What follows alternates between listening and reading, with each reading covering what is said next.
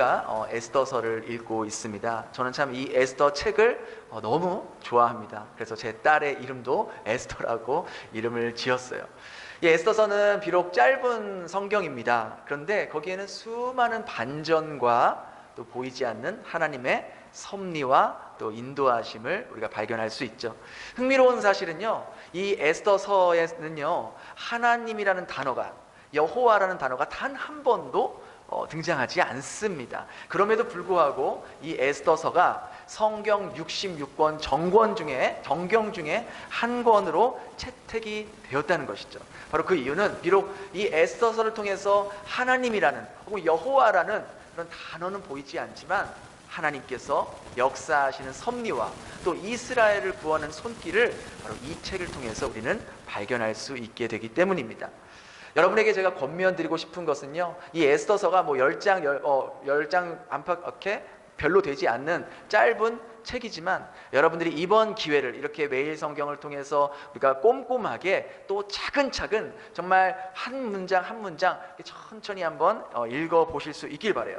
이 에스더서를 보면서 하나님의 반전이 어떻게 이루어지는지, 또 하나님께서 어떻게 정말 이 타이밍에 그 사람을 만날 수 있게 하시는지를, 그런 거를 발견할 수 있으면 좋겠어요. 하나님의 놀라운 반전.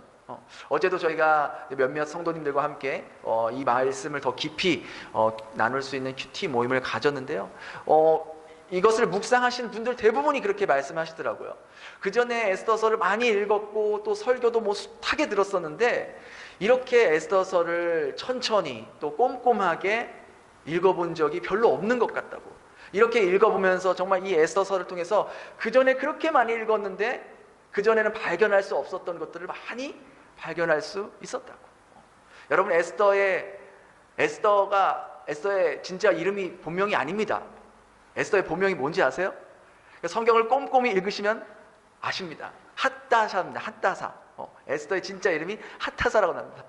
목회자인 저도 그 전에 잘 몰랐어요. 근데 꼼꼼하게 하나하나 단어 읽어보니까 에스더의 유대 이름이 핫다사구나, 그런 것들을 이렇게 발견하는 또 재미도 얻게 됩니다. 그래서 여러분들이 이번 또 구역 예배 시간에 또 여러분들이 집에서 이렇게 읽어보면 정말 재미있는 사실들 또 반전들을 발견하실 수 있을 거예요. 그러니까 성경이라는 것을 내가 한번 읽고 내가 그거 읽었어, 그 내용 다 알아. 우리 특별히 에스더서 같은 경우는 다 안다고 생각하잖아요. 그냥 뭐 스토리가 있으니까. 근데 그러지 마시고 읽고 또 자세하게 읽을수록 또 본문에서 캐낼 수 있는 그런 영적인 보물들을 여러분들이 분명히 발견할 수 있을 거예요. 우리가 깊이 땅을 캐내면 캐낼수록 더 맑은 물을, 더 맑은 생수를 캘 수 있듯이 본문을 묵상하면 묵상할수록 그 본문 안에 담겨있는 하나님의 섭리와 은혜를 우리가 캐낼 수 있다는 것이죠. 여러분, 그 맛을 아는 사람은요, 이 묵상을 멈출 수가 없어요. 이 기쁨과 막 그 즐거움과, 이건 정말 경험해 본 사람만이 알 수 있는 거죠. 저는요, 정말 여기 계신 여러분들만큼만이라도 그렇게 이 성경을 읽고 다른 책은 몰라도 이 에스더서를 읽어보면서 또 그런 기쁨과 그런 즐거움을 발견할 수 있었으면 좋겠어요. 여러분이 정말 그냥 쉬는 시간에 쇼츠 보고 드라마 보는 것보다 묵상 읽는 시간이 더 즐거워질 수 있길 바라요. 아무리 묵상을 즐겁게 해도 드라마 보는 것보다는 재밌지는 않겠죠? 아니에요. 정말 묵상에 빠지면 묵상하는 시간이 막 늘어난다니까요. 시간이 처음에 10분 읽는 것도 그냥 한 번 읽으면 5분도 안 걸리잖아요. 하루 읽는 거. 근데 그게 10분이 되고 20분이 되고 30분이 되고 그렇게 점점점 늘어나게 되는 거예요. 특별히 에스더서는 다른 성경책들보다는 그래도 비교적 쉽게 읽을 수 있는 책이잖아요. 재미의 요소도 있고 반전의 스토리들도 있고. 그래서 여러분들이 이제 이번 주 지난 월요일부터 이제 우리가 1장부터 읽기 시작해서 다음 주 목요일까지 읽게 되더라고요. 한 11일간 이 에스더서를 읽게 되는데, 여러분들이 에스더서를 묵상하면서 정말 하나님이 주시는 그 큰 은혜와 기쁨을 누릴 수 있었으면 좋겠습니다. 오늘 우리가 읽은 본문의 배경은 이래요. 페르시아의 2인자였던 이 하만이라는 사람이 있었는데, 이 하만이 지나갈 때 모든 백성들이 그의 앞에 고개를 숙이고 절을 했어야 하는데, 이 유대인이었던 모르드게만 그렇게 하지 않았습니다. 그래서 하만이요 그 모르드게를 보고 분노를 느끼고 자기를 무시한다라고 생각해서 이 유대인인 모르드게, 이 모르드게뿐만 아니라 그가 속해 있는 민족인 유대 민족을 다 죽이려고 했던 거예요. 근데 이것은요 우리가 표면적으로 보면 그 모르드게가 자신을 무시한 결과를 내가 저 자식 나 무시했어? 내가 똑똑히 그 대가를 치르게 해줄 거야. 그런 하만의 분노로 인해서 이 모르드게와 유다 민족을 말살시키려는 것처럼 보이지만 우리가 이 사건을 영적으로 보면은요 바로 사탄이, 마귀가 이 유다 족속을 통해서 이 땅에 오실 예수 그리스도의 씨를 뿌리 뽑기 위한 마귀의 역사고 사탄의 계략이고 계획인 것을 우리는 보게 됩니다. 사탄은요 유대 민족을 통해서 메시아가 나올 걸 알고 있었죠. 그래서 어떻게 해서든지 그 일을 끊어내기 위해서, 막기 위해서 이 유대 민족을 말살시키고 그 씨가 마르게 하고 또 그렇게 파멸시키려고 계속해서 그 끈을 끊어내려고 했던 것이죠. 하지만 그 사탄의 수단과 방법을 가리지 않고 그 유대 민족을 말살시키려고 해도 하나님은 끊임없이 남은 자들을 통해서 그 유대 민족의 끈을 이어가고 계신다는 것이죠. 여러분 이것은 오늘날도 똑같이 동일하게 적용할 수 있습니다. 사탄은 어떻게 해서든지 이 복음이 전해지는 이 교회가 어떻게 해서든지 무너지고 와해되고 망가지고 분열되고 찢어지게 하려고 수단과 방법과 사람을 가리지 않고 역사하고 있습니다.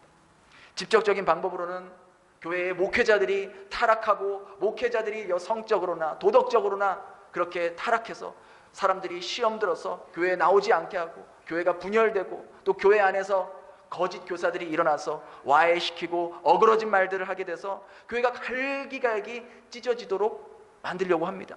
또 간접적으로는 교회가 세속적으로 돼서 그냥 교회가 그냥 사람들끼리 서로 그냥 사교적으로 만나는 그냥 모임이 되는 거예요. 성령의 능력도 없고 아무런 은혜도 느낄 수 없는, 그저 일주일에 한 번 모여서 종교적인 이야기 듣고 가끔 그냥 내가 가지고 있는 물질을 그냥 도와서 선한 일 하는 것으로, 그것으로 이제 스스로 위안과 만족을 느끼는 거예요. 아, 그래도 내가 착한 일 몇 번 했지. 그렇게. 그러니까 경건의 모습만 있지 경건의 능력이 없는, 알맹이가 없는 껍데기밖에 남아있지 않는 그런 교회로 사탄은 계속 만들려고 한다는 것이죠. 이게 사탄의 전략이에요. 이처럼 하만은 사탄의 도구가 되어서 이 유대 민족을 말살시키려는 계획을 하고 있었던 거예요. 구체적인 날짜까지 정해서 유대인들을 죽이고 재산을 뺏어도 된다라는 명령까지 받게 된 것이죠. 여러분 생각해 보세요. 우리가 베트남에서 지금 어떻게 보면은 다른 나라에서 살고 있잖아요. 근데 정확한 날짜까지 명시해서 뭐 예를 들어 뭐 5월 이번 달 30일 날 베트남에 살고 있는 한국 사람들 다 쫓아내고 그 재산 다 뺏어갈 수 있습니다라는 그런 명령이 떨어졌다고 생각해 보세요. 얼마나 기가 막힌 일이겠습니까? 저같이 베트남 사람하고 결혼한 사람은 봐줄지 몰라도 그러니까 얼마나 유대인들이 이런 지금 상황인 거예요. 근데 하만은요 다 죽여버리라고 했어요. 그러니까 얼마나 이 유대인들이 지금 두렵겠습니까? 그러니까 이처럼 하만은 철저하게 지금 사탄의 도구가 되어서 예수 그리스도의 혈통을 완전히 뽑아버리려고 하는 것이죠. 이 하만의 계략을 이제 알게 되자 이 모르드게가 어떻게 반응합니까? 1절 다시 한번 읽어볼까요? 시작. 자기의 옷을 찢고 붉은 베옷을 입고 그 대성통곡을 한 거예요. 옷을 찢고 베옷을 입었다는 것은 나라가 망하거나 자기가 해결할 수 없는 어떤 그러한 막중한 일로 인해서 괴로워하고 힘들어할 때 나타내는 표현이잖아요. 하나님이 해결해 주시지 않으면 안 됩니다. 하나님이 도와주시지 않으면 이 일은 절대로 할 수가 없습니다 라고 가슴 아파하며 금식하며 기도하고 있으니까 이 에스더가 그 모르드게가 그렇게 하는 것을 소식을 듣자 무슨 일인지 알고자 이제 모르드게에게 사람을 보내죠. 아마 그때까지 이 에스더가 다 알고 있었어요. 모든 유대인들과 모르드게 다 알고 있는데 에스더만 모르고 있었던 거예요. 그래서 이제 사람을 보내서 무슨 일인지 이제 알고자 합니다. 그러자 이제 모르드게가 이 하만이 어떤 일을 저질러고 있는지, 어떻게 할 것인지, 또 왕 앞에 얼마만큼의 뇌물을 주면서 이 명령을 하게 했는지 상세하게 말해주면서 네가 이제 우리 유다 민족을 위해서 왕 앞에 나가서 우리가 죽지 않도록 간구해줘라 라는 그런 요청을 말합니다. 그런 요청을 듣자 에스더가 어떻게 반응하는지 아십니까? 우리 11절입니다. 11절 같이 읽겠습니다. 시작. 왕의 신하들과 왕의 각 지방 백성이 다 알거니와 남녀를 막론하고 부름을 받지 아니하고 안뜰에 들어가서 왕에게 나가면 오직 죽이는 법이요 왕이 그자에게 금규를 내밀어야 살 것이라. 이제 내가 부름을 입어 왕에게 나가지 못한 지가 이미 30일이라 하니라. 에스더가 말합니다. 지금 저에게 왕 앞에 나가라고요? 왕 허락 없이 왕 앞에 나가면 어떻게 되시는지 저보다 더 잘 아시잖아요. 이 궁정생활이 얼마나 엄격한 곳인지 저보다 잘 아시잖아요. 왕에게 나아가려면 왕의 명령이 있어야 되는데 저는 지금까지 왕이 안 부른 지 30일이나 됐어요. 제가 왕의 와이프인데 왕 얼굴을 못 본 지 30일이나 됐다고요. 그런 저에게 그런 행동을 하라고요? 안 돼요. 못 갑니다. 라고 말하는 거예요. 그러니까 에스더 입장에서는 충분히 이해가 돼요. 지금 보면은요, 에스더가 지금 왕비가 된 것이 에스더 2장 16절에 보니까 아하수르의 왕 제7년 때라고 나와 있어요. 그리고 지금 이 사건이 일어날 때가 이제 3장 7절에 보니까 아하수에로 왕 제12년이 된 거예요. 그러면 이제 왕후가 된 지 몇 년 된 거예요? 5년이 된 거예요. 그러니까 꽤 시간이 지난 시점이라고요. 그러니까 어때요? 시간이 지나니까 우리가 그냥 쭉 2장, 3장, 4장 읽으니까 그냥 뭐 쩍쩍쩍쩍 지나간 것 같지만 그만큼 긴 시간이 흘렀다는 거예요. 아하수에로 왕도 처음에 에스더를 봤을 때는 너무나 사랑스럽고 그렇게 좋았을지 모르지만 5년이라는 시간이 지났고요. 사실 그 5년 동안은 이 페르시아와 그리스와의 전쟁이 있었어요. 그래서 이 아하수에로 왕은 지금 어떤 뭐 그런 내부적인 뭐 사랑을 나눌 그런 사실 마음의 여력이 없었어요. 지금 나라의 존폐가 달려있는 상황이었기 때문에요. 그러니까 그런 상황에서 지금 왕이 굉장히 민감한 그러한 시점에서 유대 민족, 우리 민족 살려주세요 이렇게 나아가기가 너무나 힘들었다라는 거예요. 그래서 내가 지금 왕을 못 본 지 30일이나 지났어요. 그렇게 말하는 겁니다. 그래서 모르드게의 이런 부탁이 너무나도 자기 입장에서는 난처한 거예요. 우리도 때로는 살면서 그런 난처한 부탁을 받을 때가 있지 않습니까? 정말 나도 뭐 사실 그렇게 하지 않는데 그런 좀 어려운 부탁을 받아서 내 일도 아닌 거에 대해서 그렇게 부탁을 받을 때가 참 많이 있다라는 것이죠. 나도 개인적으로 지금 왕을 못 본 지 한 달이 넘어가는데 이런 또 지금 왕이 굉장히 나라의 존폐를 위해서 지금 막 신경 쓰고 스트레스 받는데 이 어려운 부탁을 하기 위해서 왕 앞에 또 찾아가야 되는 것이 에스더 입장에서 선뜻 내키지 않았다는 거예요. 굉장히 지금 미온적인 태도를 보이고 있는 거예요. 그러니까 그런 말을 이제 전했어요. 그러자 다시 모르드게가 뭐라고 말합니까? 우리 13절, 14절 한번 같이 읽겠습니다. 시작. 너는 왕궁에 있으니 모든 유다인 중에 홀로 목숨을 건지리라 생각하지 말라.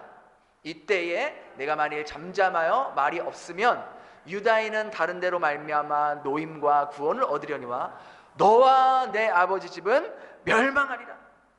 네가 여기서 너만 살겠다고 입 다물고 잠잠하면 네가 끝까지 살 수 있을 것 같이 생각해?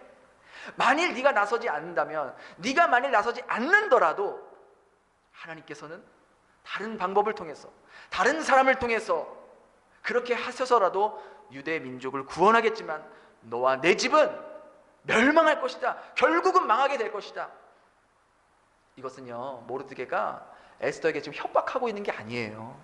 지금 유대 민족의 존폐가 지금 너에게 달려있다는 것을 강조하기 위해서 말하는 거예요.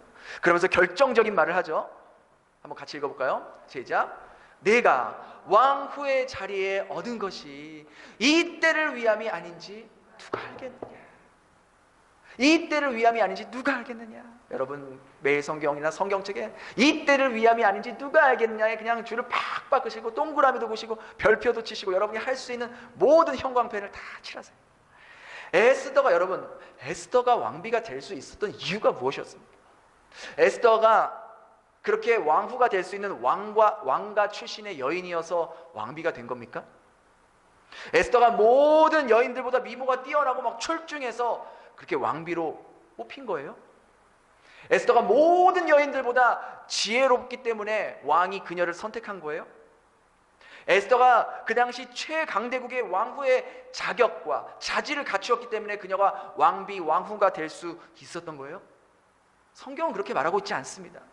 모르드게가 그 이유를 지금 말해주고 있는 거 아니에요.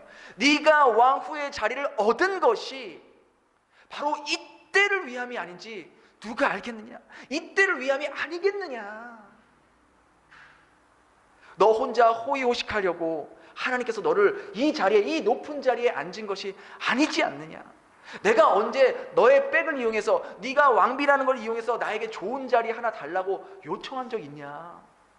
내가 언제 너를 이용해서 내 배를 채운 적이 단 한 번이라도 있냐? 네가 왕비가 된 것이, 왕후의 자리를 앉은 것이 하나님의 계획과 하나님의 뜻이 있기에 왕후가 된 게 아니냐? 그럼 우리 민족이, 지금 우리 민족이 말살당하게 생겼는데 바로 이 때를 위해, 이 위기의 순간을 위해 하나님께서 너를 통해 일하시기 위해 너를 먼저 그 왕후의 자리에 앉힌 게 아니겠냐? 그 말을 하는 거죠. 그런 모르드게의 말을 듣고 에스더는 깊이 아마 생각을 했을 겁니다. 그리고 모르드게의 말처럼 자신이 어떻게 이 자리에 왔는지, 어떻게 이 왕후의 자리에 앉아 있는지를 아마 깊이 생각해 봤을 거예요. 자신은 포로 출신이에요. 포로 출신이 지금 세계 최강대국의 왕비의 자리에 앉아 있는 거예요. 그런 일은 절대로 일어날 수가 없는 일이에요.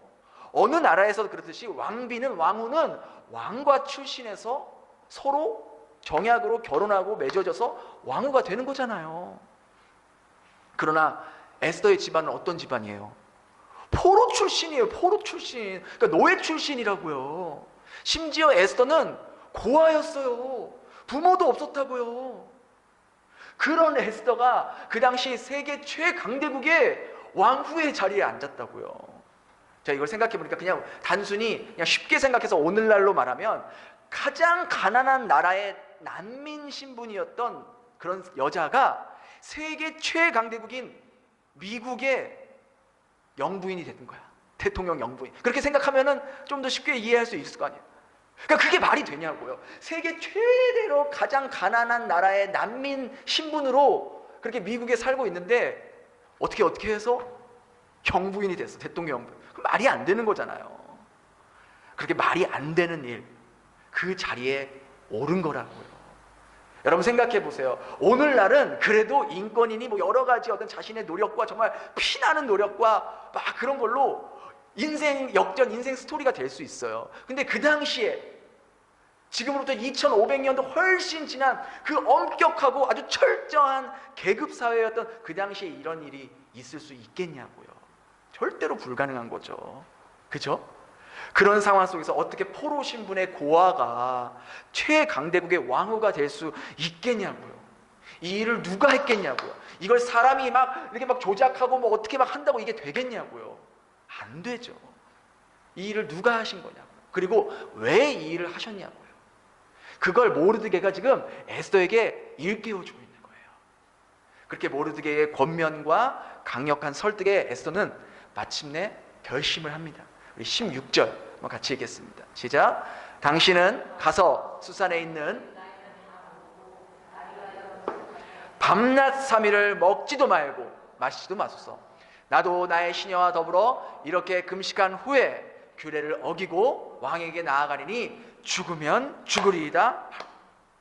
온 유다인들을 다 모으고 함께 나를 위해 3일 동안 금식을 해달라고 요청합니다. 나도 내 시녀들과 함께 먹지도 마시지도 않고 금식하겠습니다. 그러니까 이렇게 부탁한 이유는 에스더도 알고 있는 거예요. 내가 왕 앞에 나간다고 이게 해결될 수 있는 일이 아니라는 걸 자기도 아는 거예요. 나의 어떤 힘이나 나의 말이나 나의 지위로 해결될 수 있는 일이 아니라는 걸 알기 때문에 절실하게 하나님의 도움과 은혜를 구하겠다는 그러한 절박한 심정과 함께 죽으면 죽겠다라는 그 결의를 가지고 내가 왕 앞에 나아가겠습니다 라는 정말 믿음의 결단과 고백을 하게 된다는 것이죠. 에스더가 이런 결심을 한 일련의 쭉 그런 과정들을 보면요, 에스더는 처음부터 이런 믿음의 결단을 한 것이 아니었어요. 에스더는요, 모르드에게 그 상황을 처음 들었을 때 그 상황을 피하고 싶었어요. 현실적인 문제들을 나열하지 않습니까? 저는 지금 왕 앞에 가면 죽습니다. 저는 지금 왕을 못 본 지 30일이나 됐어요. 그런 상황에서 제가 왕 앞에 나갈 수가 없습니다. 그녀의 말이 맞죠. 현실적인 걸 봤을 때. 그렇잖아요. 정확하게 파악하고 있는 말이에요. 보호 본능인 거예요. 내가 죽을 수도 있는데. 참, 그러니까 우리가 이 에스더서를 읽으면 우리에게 위로가 된다니까요. 그렇잖아요. 이 성경에 맨 다니엘과 같은 바울과 같은 사람만 기록되면 우리는 숨이 막혀서 턱턱 막혀서 아마 그리스도인의 길을 가는 걸 포기했을지도 몰라요. 그렇잖아요. 맨날 주님이 말씀하시면 한 번도 반항하지 않고 한 번도 갈등하지 않고 다 순종해. 그런 모습을 보면 우리는 숨이 턱턱 막힌다고요. 우리는 그렇게 못하니까요. 우리는 그렇게 못해요.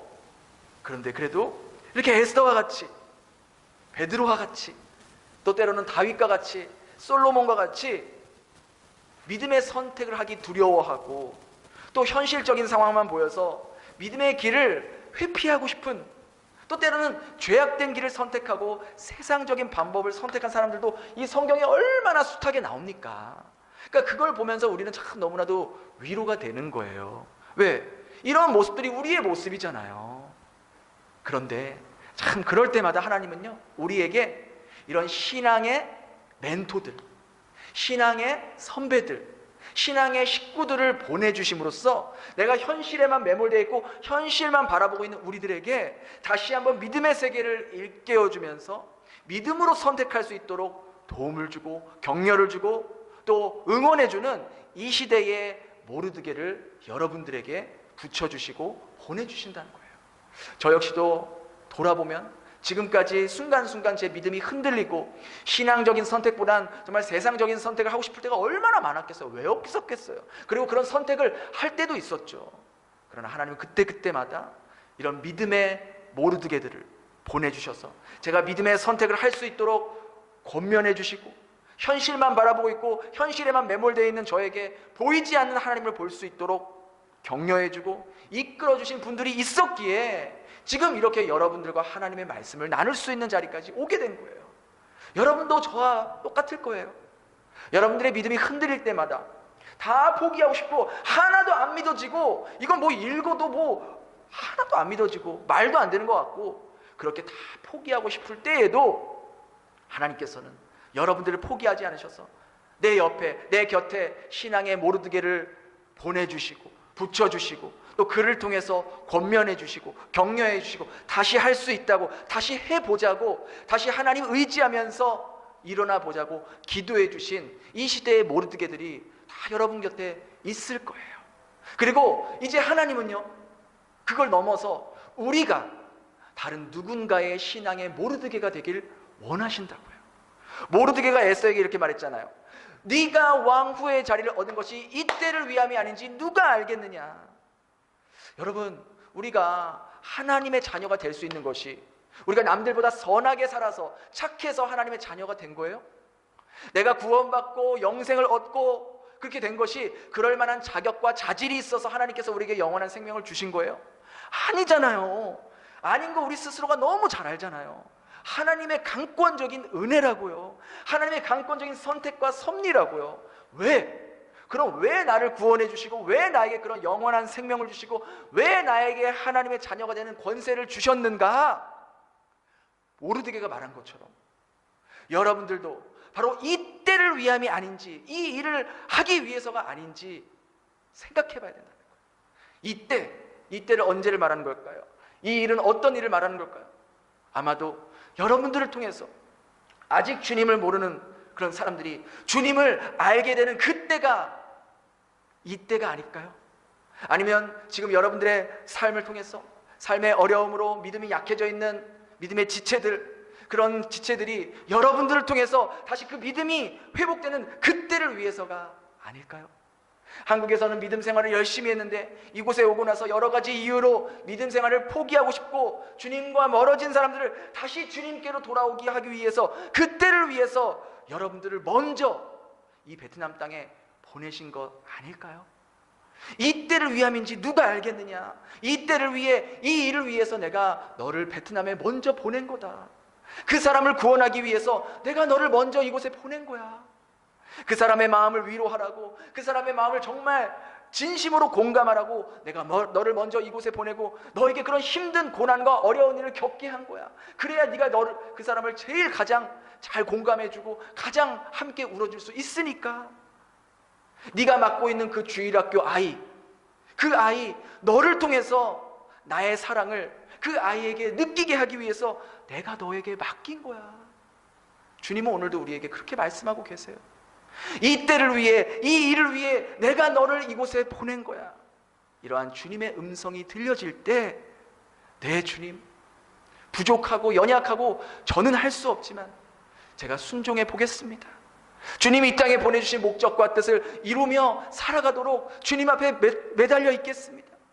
잃어버린 영혼들이 주님께 돌아오는 일을 위해서 저를 보내신 거라면, 제가 자격이 없지만, 연약하지만, 저는 그 일을 할 수 없지만 주님께서 제 삶을 통해서 하길 원하신다면 저는 그저 순종해 보겠습니다 라고 고백하며 우리가 순종하며 나아갈 때, 하나님은 죽을 수밖에 없었던 모르드게와 유대 민족의 운명을 살려주셨던 것처럼 바로 여러분들을 통해서 영원한 형벌을 받을 수밖에 없었던 그런 운명이었던 그 한 영혼을 살려내는 그 일에 여러분의 삶을 하나님께서 사용하신다는 것이죠. 그렇게 나를 이 땅에 보내주신 주님의 뜻과 그 섭리를 더 깊이 생각하며 살아갈 수 있는 저와 여러분 될 수 있기를 예수님 이름으로 축원합니다. 우리 말씀을 그렇게 기억하면서 함께 기도했으면 좋겠는데요.